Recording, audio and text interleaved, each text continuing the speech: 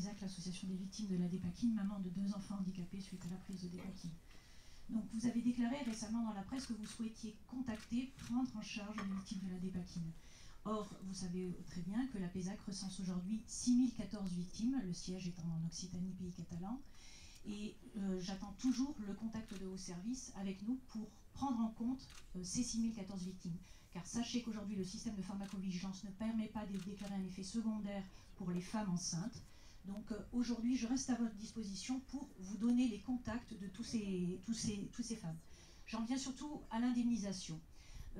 En novembre 2017, Sanofi, ici présent, a été condamné à verser 3 millions d'euros par la Cour d'Orléans à une famille pour le défaut d'information dans sa notice d'une petite fille née en 2002. Récemment, les premières victimes de l'ONIAM ont reçu le courrier dans lequel 70% de la responsabilité était imputée au laboratoire Sanofi. Je sais que vous avez écrit en décembre au laboratoire Sanofi pour demander sa participation au fonds. Je voudrais que le gouvernement se positionne de manière extrêmement claire sur l'implication du laboratoire dans l'indemnisation des victimes de la dépakine.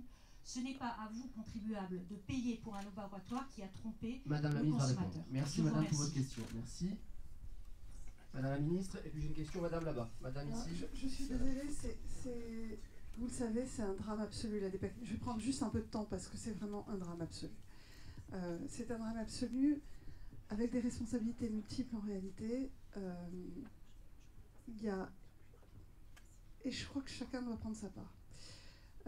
Il y a eu toute une période où effectivement, je pense qu'il n'était pas assez clairement expliqué sur le médicament sa tératogénicité.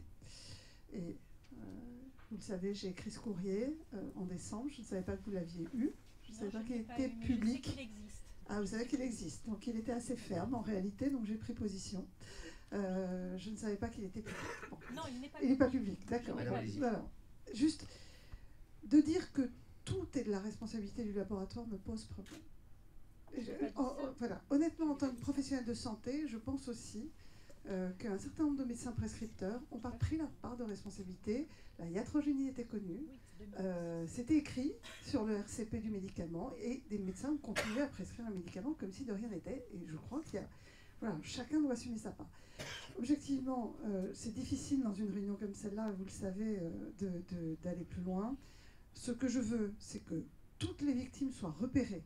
Et j'ai fait des demandes à l'assurance maladie pour que toutes les femmes qui ont été enceintes, c'est possible sur un certain délai, que toutes les femmes qui ont été enceintes sous dépakine soient repérées, qu'on leur envoie un courrier.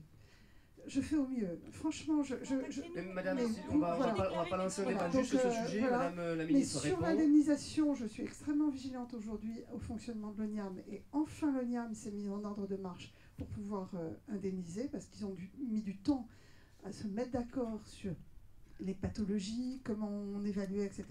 Ça y est, les experts ont trouvé une feuille de route sur laquelle ils se sont mis d'accord. L'ONIAM est en ordre de marche, les premières indemnisations démarrent. Et voilà, on va suivre le dossier, mais je crois Madame, pas que ça... s'il vous plaît, vous avez une question, Madame la ministre vous répond. On passe à une autre question. Alors, Madame